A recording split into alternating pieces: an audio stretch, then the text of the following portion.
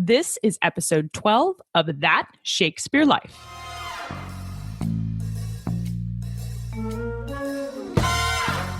It is documented that John Hall, who married Susanna, Shakespeare's daughter, you could almost imagine Shakespeare and John Hall walking through the garden at Hallscroft, discussing the merits and the medical application to the plants we grow there today. Welcome to That Shakespeare Life with Cassidy Cash. Cassidy believes that if you desire to successfully learn or perform Shakespeare's plays, then understanding the real life and history of William Shakespeare himself is a must. That Shakespeare Life is the podcast that helps you go beyond the curtain of some of Shakespeare's most iconic works and explore the world of early modern England as Shakespeare would have lived it, learning from the writers, historians, and performers who know it best. And now, here's Cassidy. Did you know Shakespeare had a garden?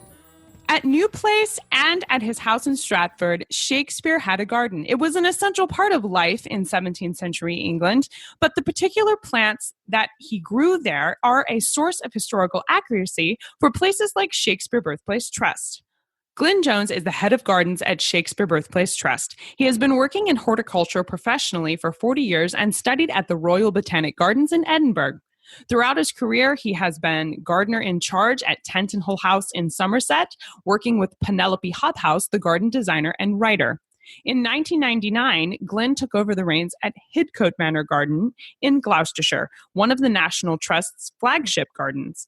After spending 17 years there, restoring missing features and improving the standards of horticulture and establishing environmental standards, he initiated volunteering opportunities and established a garden apprenticeship scheme. Mr. Jones joins us today to talk about kitchen gardens and estate gardens that impacted Shakespeare. You may know that Shakespeare Birthplace Trust maintains 5 gardens thought to have been part of William Shakespeare's home in Stratford. And today, Glyn Jones is going to help us explore whether or not Shakespeare had a garden himself, what purpose a garden might have served a playwright, and what sorts of things would have been planted there. Hello, Glyn. Welcome to the show. Good afternoon, Cassidy. I'm happy to be on the show. Just to clarify for our U.S. listeners, the word garden here in the States typically means a place to grow vegetables or herbs. And in England, I think the word garden can have a broader meaning. Would you mind explaining what we mean by garden in this context? Yeah, in the British Isles, the word garden and the verb to garden is being part of our culture now for a few hundred years. It kind of goes back, through time, through garden history, where, in medieval times we were starting to garden, starting to mould the landscape. But it really starts to take off, I believe, for the majority, for the working classes and the middle classes who really couldn't afford to garden before the 17th and 18th century with the Industrial Revolution, I think, because people had a little bit more money. Generally speaking, so they took the opportunity to express themselves creatively. A lot of people in those periods were actually born in the country and moved into the towns and the cities for business purposes, and I think had a yearning for the countryside, for wildlife, for the natural landscape. So they started to build gardens, to develop gardens, adjoining their houses. Now, a garden, you can use a garden for many things in the British Isles. It's a creative thing. A lot of people express their creativity. So it's like painting without brushes, using plants as a 3-dimensional kind of addition and creating complementary colours, clashing textures, many, many different things. We grow vegetables in our gardens as well. It's a place for recreation. One of my great joys is sitting out in summer around the table in our garden at home with the family, having a meal, enjoying a glass of wine with the children and my wife. So, gardens mean many, many things to us in England. And I think we are, or in Britain, I think we are a nation of gardeners. Winston Churchill said we're a nation of shopkeepers. I think he got that wrong. I think really deep down we are a nation of gardeners. Everybody wants to express themselves within their little patch at home, whether it be, a small container on a balcony on a building, or whether you're lucky enough to have some decent piece of ground next to the house and, to express yourself. I started gardening at the age of 12, but some people come to it later in life, toward the retirement years. They're looking for something to do and they suddenly realise that they've been missing out on all this time. Well, how many gardens are there at Shakespeare Birthplace Trust? Well, we're greedy here. We've got 5 gardens. So in total, we probably garden, if you include wildflower meadows and orchards, we're probably gardening about 100 acres across the 5 sites. Probably the smallest garden, but the most visited, is the birthplace where Shakespeare was born. And we've got a small Victorian garden there. When Shakespeare was alive, it would have been very different. There wouldn't be the urbanisation within Stratford that we have today. It would have been orchards and, agriculture leading down to the river and lanes with carts and horses transporting goods around. It is, it's an urban scene to the rear of the birthplace now. But what we're trying to do is to recreate in miniature a landscape that might have been familiar to Shakespeare. So we've got a small orchard in the birthplace garden. We've only several fruit trees, but we started to develop wildflower meadows. And we've also got some herbaceous borders, which is a reflection of the Shakespeare Birthplace Trust's ownership during Victorian times. And they were developing the gardens there. And we've also got adjacent to the house, lots of herbs, and we also grow vegetables there and some small fruit bushes. So it kind of resembles potentially a garden or, a landscape that might have been around the house when John Shakespeare and his wife had William Shakespeare as a young boy. So it does, at the birthplace, there was some historical thought into what gets planted at these different places. I want to go back to, you said there was over 100 acres of gardening happening there with Shakespeare Birthplace Trust. Would Shakespeare's estate have been that large? That's quite a big area. Yeah, I mean, we've got 5 houses, so the acreage I mentioned is over the 5 sites. So we've got the birthplace, which is a tiny little garden. It's only just an acre, but we cram an awful lot of horticulture into that acre.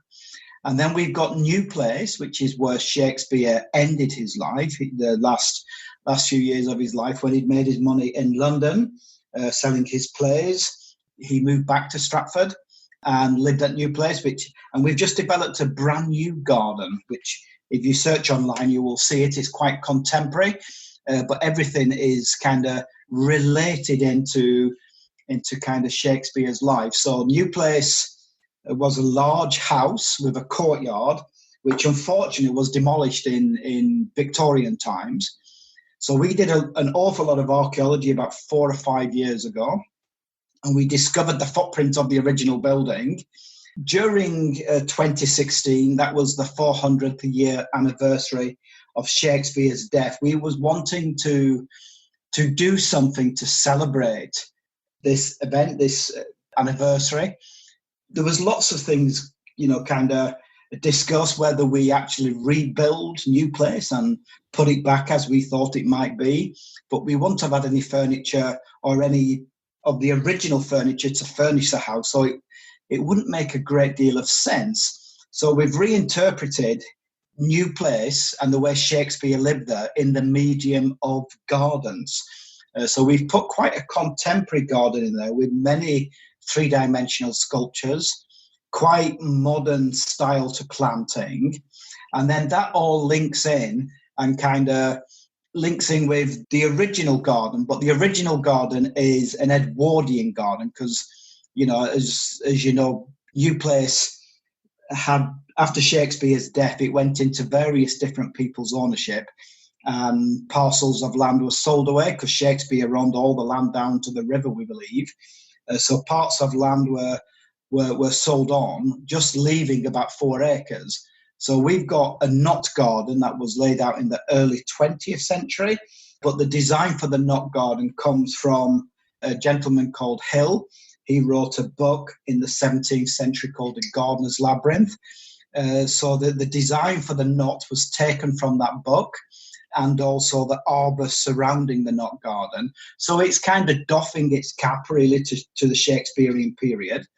And then as you move on further through New Place Garden, we've got what we call the Great Garden, which was laid out in the early 20th century as we see it today, with herbaceous borders, which have a central path running down through the borders with the borders on either side.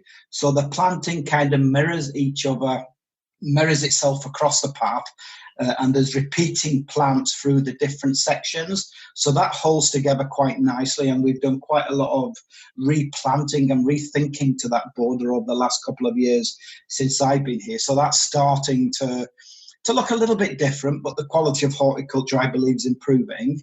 Well, that explains one of the questions I had, because I haven't been to Shakespeare Birthplace Trust yet. I have a trip planned in 2019. It'll be my first visit there. So I've been living on pictures of this place. And one of the pictures that I saw of the garden has a bird bath in the middle of it. And it's beautiful and it looks very thoughtfully placed. But I wouldn't think that Shakespeare would have had a bird bath. So it struck me as an interesting piece to have there on the grounds. And that's sounds like one of the reasons is because you are being true to the history since Shakespeare, as well as what would have happened during his actual life. Is that correct? Yes, that is correct. I mean, the gardens, if we was to kind of reinterpret all our sites as they were when Shakespeare or members of his family was living here, they would all become small holdings, small farms, because ornamental horticulture wasn't really happening in the provinces in the British Isles in the 17th century. It was happening in London and maybe Edinburgh and the major cities, and most definitely on the European continent. But in the provinces, it probably, people would have been growing plants for food, for storing to get through the winter, and things like that, and growing produce. They wouldn't have had the luxury of ornamental horticulture 400 or 500 years ago. So Shakespeare's actual grounds would have been very practical or functional in the sense, I've read about kitchen gardens being something that was planted adjacent to a house in the 17th century. And I didn't know if Shakespeare would have had one or not. We don't know is the honest answer to that, but I think we can assume he would have done, because, you know, we didn't have supermarkets 400 years ago like we did. So people had to grow their own or buy it from markets. And quite often from markets, it might have been, you know, a few days old and not that fresh. So I'm sure Shakespeare probably did have an area where he was growing produce. And there is a suggestion that potentially he might have also been growing vines, although we can't prove this. And there's no primary source document to prove this, and he probably had orchard plants as well. So he'd have been growing apples and pears and maybe plums and, you know, quince and medlars and all these fruits that were available of the period. But it was very unlikely that there was any ornamental horticulture in Stratford or in, you know, the provinces of the British Isles during the Shakespearean period. I knew that Shakespeare's plays mention things like rosemary and chamomile and thyme a lot. There's a big focus in his work on herbs and their applications to people. And I assumed that was a reflection of these kinds of plants being grown popularly in the 17th century. And I didn't know if you could shed light on whether that was an accurate interpretation of that being in his works, and also whether or not Shakespeare Birthplace Trust planted things like edible gardens or like an herb garden, or any of the plants that you plant there used for food?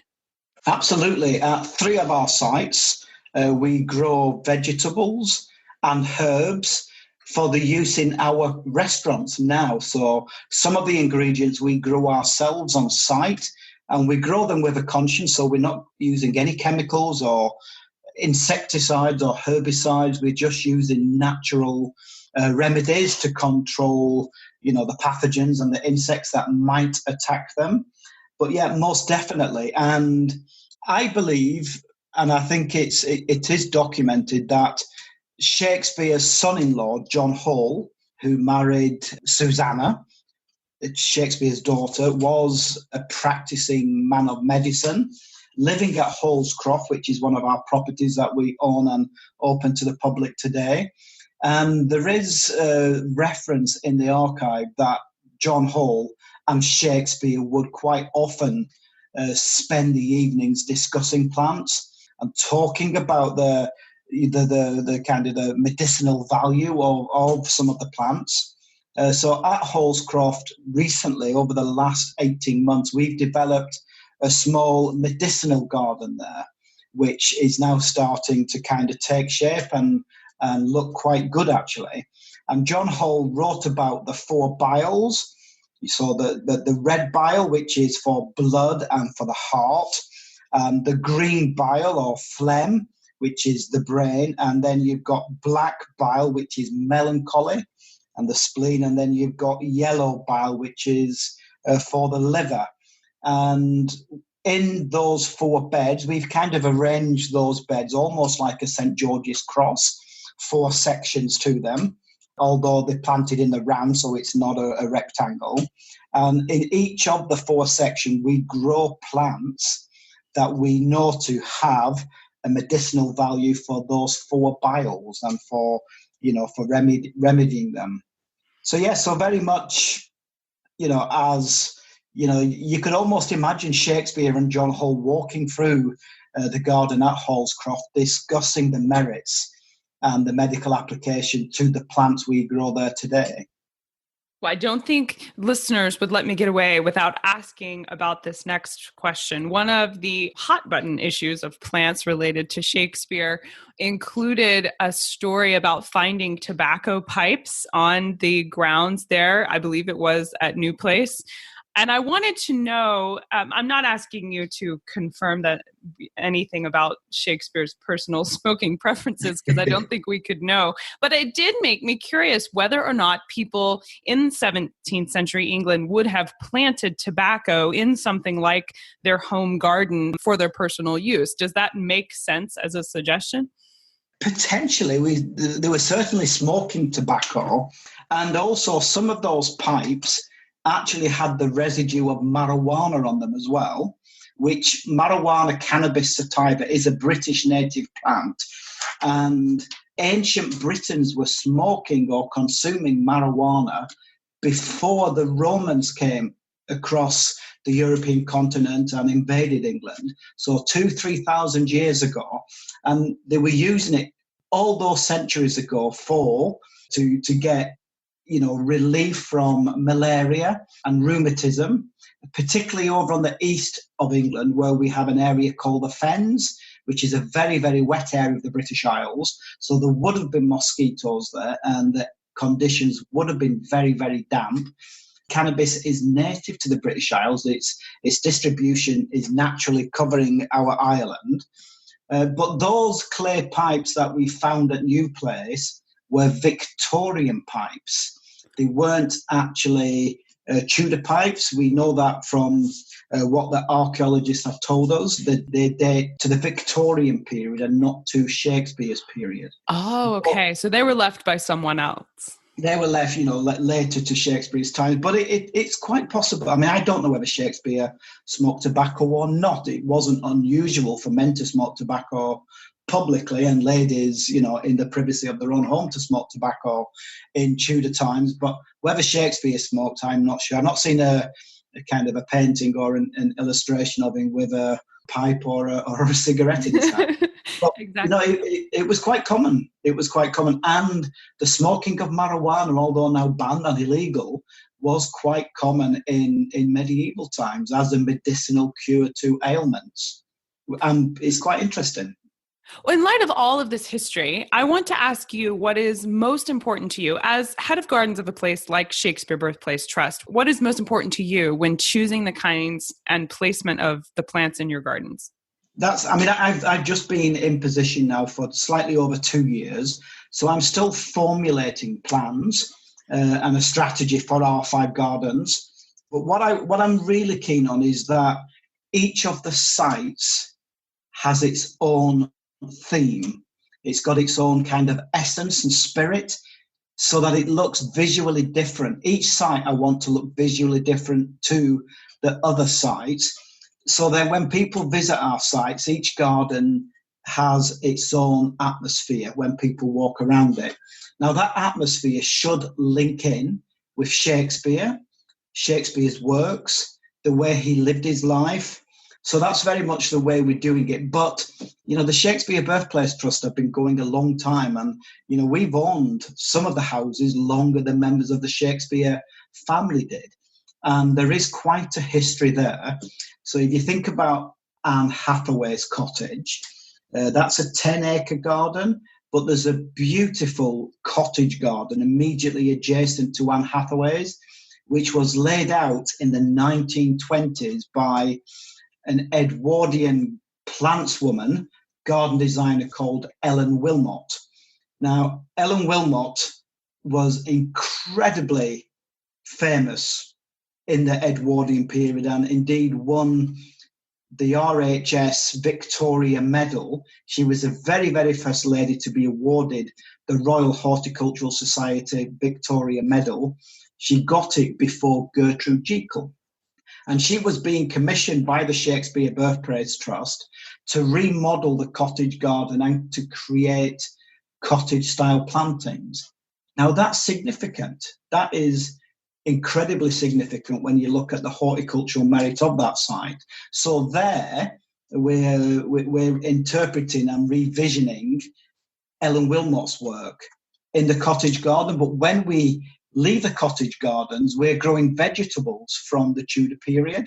And all our orchards, when we have opportunity for replanting in the orchards, we're going back to the historic varieties that would have been around in Shakespeare's time. Instead of using modern apples and pears and plums, we're going back to the historic varieties. We're very conscious about the historical precedences and reflecting Shakespeare, but there are other significant people had an involvement on some of the sites, so we will interpret those as well. So a great consciousness goes into the entire site. That makes for a very authentic experience, I think, to visit Shakespeare Birthplace Trust, which means I want to ask you what your sort of insider suggestion would be. As I mentioned, we are coming over in September. Is there one particular place at Shakespeare Birthplace Trust you would say, don't miss this one? It is important. Yeah, September's getting towards the end of the season in the British Isles, but if you're coming to Stratford and you can only see one site, from a horticultural perspective, I would make a beeline for New Place to see the new garden, to see the Knott Garden and the Great Garden. Those three gardens all within one area. But then again, if you come into Stratford, add a couple of days onto your visit and then see all five of our sites, because they've all got merit and they've all got a different charm and a different character and a different atmosphere to each other. As you have plentifully demonstrated for us today, I know I am very excited to come and see it, and we'll definitely add a couple of days on to make sure we get to see everything that's there, because it sounds more than worth it. Thank you so much, Glyn Jones, Head of Gardens at Shakespeare Birthplace Trust, for talking with us today.